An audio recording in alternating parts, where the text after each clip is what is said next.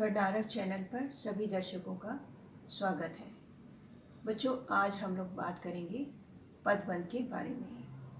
जैसा कि आप सब जानते होंगे कि वाक्य में प्रयुक्त हर एक शब्द पद कहलाता है, परंतु जब यही शब्द एक में या अकेले में प्रयोग न होकर समूह में प्रयोग होते हैं तो इन्हें पदबंध कहा जाता है।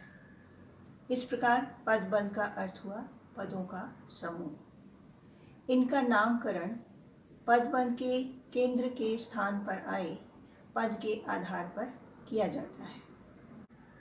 इसका स्पष्टीकरण उदाहरणों के माध्यम से ही हो पाएगा। पदबंध मुख्य रूप से 5 प्रकार के हो सकते हैं। पहला संज्ञा पदबंध, दूसरा सर्वनाम पदबंध, क्रिया पदबंध, विशेषण पदबंध और क्रिया विशेषण पदबंध। आइए सबसे पहले बात करते हैं संज्ञा पदबंध के बारे में। वाक्य में संज्ञा पद जब एक से ज़्यादा शब्दों में प्रयुक्त हों तो उन्हें संज्ञा पदबंध कहते हैं।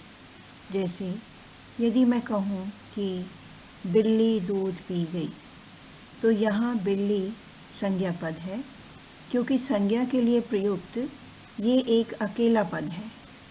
परंतु यदि ये कहा जाए कि काली बिल्ली दूध पी गई या छोटी काली बिल्ली दूध पी गई या फिर एक छोटी काली बिल्ली दूध पी गई, तो इन तीनों वाक्यों में काली बिल्ली, छोटी काली बिल्ली और एक छोटी काली बिल्ली, ये तीनों ही संज्ञा पदबंध हैं। इन तीनों पदबंधों का केंद्रीय बिंदु बिल्ली है, जो कि एक संज्ञा पद है। इसीलिए इसके साथ जो भी विशेषण पद लगेंगे वे सब मिलाकर संज्ञा पदबंध कहलाएंगे। अन्य उदाहरण देखिए। ऐसा व्यापक और भयंकर सूखा, सूखा संज्ञा पद है, तो ये कुल मिला के सूखे के लिए ही प्रयोग हो रहे हैं, विशेषता बता रहे हैं उसकी कि कैसा व्यापक और भयंकर सूखा। तो यहाँ सूखा तक ये संज्ञा पदबंध हुआ। उसके बाद आता है जो छात्र परिश्रम करेंगे वे ही परीक्षा में उत्तीर्ण होंगे।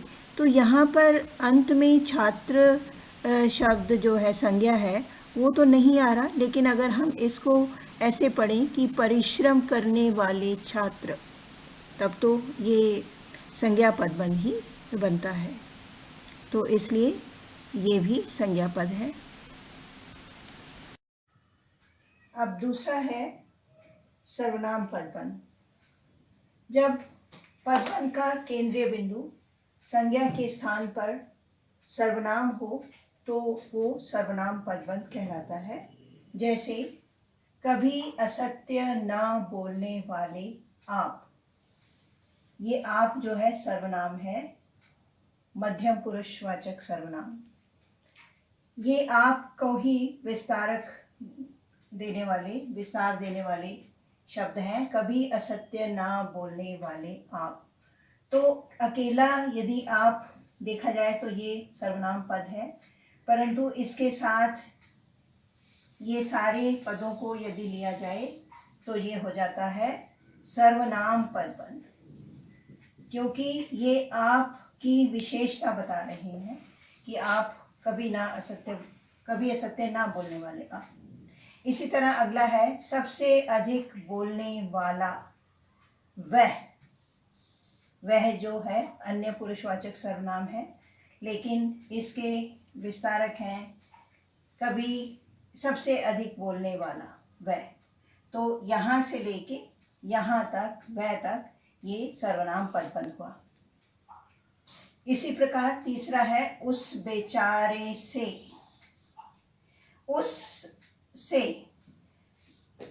जब वह के साथ कोई विभक्ति लगती है तो वह का उस हो जाता है, इसलिए उस बेचारे से अब चला नहीं जाता। तो बेचारे उससे या उस बेचारे से एक ही बात है, तो ये भी सर्वनाम पदबंध हुआ। अब अगला है विशेषण पदबंध। संज्ञा या सर्वनाम पदबंधों में से यदि संज्ञा या सर्वनाम को हटा दिया जाए तो बाकी जो रचना बच जाती है वह विशेषण पदबंध होती है। जैसे मेरी माताजी ने पके हुए पीले पीले आम खरीदे। अगर यहाँ मैं कहूँ कि पके हुए पीले पीले आम, तो आम क्योंकि एक संज्ञा शब्द है, अगर हम यहाँ तक इसको रेखांकित करके कहें कि इसका पदबंध बताओ तो ये संज्ञा पदबंध कहलाएगा। लेकिन यदि आम को इसमें से हटा दिया जाए तो बाकी बचेगा पके हुए पीले पीले, तो ये इतना पार्ट जो है ये विशेषण पदबंध हो जाएगा, सिर्फ क्योंकि इसमें विशेषता ही बताई गई है और संज्ञा को हटा दिया गया है। इसी तरह मीठे ठंडे और पवित्र जल वाली, ये सारे शब्द जो हैं गंगा नदी की विशेषता बता रहे हैं। तो गंगा को यदि इसमें से हटा दिया जाए तो यहाँ से मीठे से लेकर पवित्र जल वाली तक ये विशेषण पदबंध हो जाएगा। अगर इसको गंगा को साथ में ले लिया जाए तो ये संज्ञा पदबंध हो जाएगा। तो इस तरह संज्ञा और सर्वनाम पदबंध जो हैं ये विशेषण पदबंध के ही अंग होते हैं। और अगर देखो जैसे सर्वनाम पदबंध में भी कभी असत्य ना बोलने वाले आप तक अगर हम लेंगे इसको तो ये सर्वनाम पदबंध हुआ था। लेकिन अगर आपको यहाँ से हटा दिया जाए तो कभी असत्य ना बोलने वाले, ये विशेषण पदबंध हो जाएगा। इसी तरह सबसे अधिक बोलने वाला, यहाँ तक ये विशेषण पदबंध है। और वह अगर साथ में जोड़ दिया गया तो ये सर्वनाम पदबंध हो जाएगा। यही फर्क है संज्ञा सर्वनाम और विशेषण पदबंधों में। अगला है क्रिया पदबंध। क्रिया पदबंध का स्थान मुख्य रूप से वाक्य के अंत में ही होता है। इनका निर्माण मुख्य क्रिया और सहायक क्रियाओं के सहयोग से ही होता है। जैसे पहला देखिए, अध्यापिका जी मुझसे निबंध लिखवा रही हैं। इसमें लिखना जो है ये मुख्य क्रिया है और रही हैं सहायक क्रियाएं हैं। तो इस तरह मुख्य क्रिया और सहायक क्रियाओं के संयोग से बना क्रिया पदबंध। दूसरा है, गंगा नदी सदियों से कल कल करती हुई बहती जा रही है। बहना मुख्य क्रिया और जा रही है सहायक क्रियाएं हैं। तो इस प्रकार ये क्रिया पदबंध हुआ। अगला है क्रिया विशेषण पदबंध। क्रिया विशेषण पदबंध क्रिया से ठीक पहले प्रयोग होते हैं और क्रिया की विशेषता बताते हैं। जैसे वह आज बहुत तेज दौड़ कर आई है। आई है इसमें क्रिया है, कैसे आई है, कब आई है, इसका हमें उत्तर मिल रहा है कि आज और बहुत तेज दौड़कर। सो ये क्रिया विशेषण पदबंध हुआ।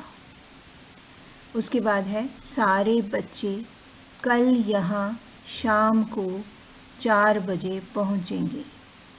पहुँचेंगे क्रिया है, कब पहुँचेंगे, कहाँ पहुँचेंगे, इसका उत्तर हमें इस कल यहाँ शाम को 4 बजे के पदबंध में मिल रहा है। तो इस प्रकार ये क्रिया विशेषण पदबंध हुआ। उसके बाद है, सुनैना धीरे धीरे सिसकते हुए बोली। बोली क्रिया की विशेषता है कि कैसे बोली, धीरे धीरे सिसकते हुए। सो इस प्रकार ये क्रिया विशेषण पदबंध हुआ, धीरे धीरे सिसकते हुए।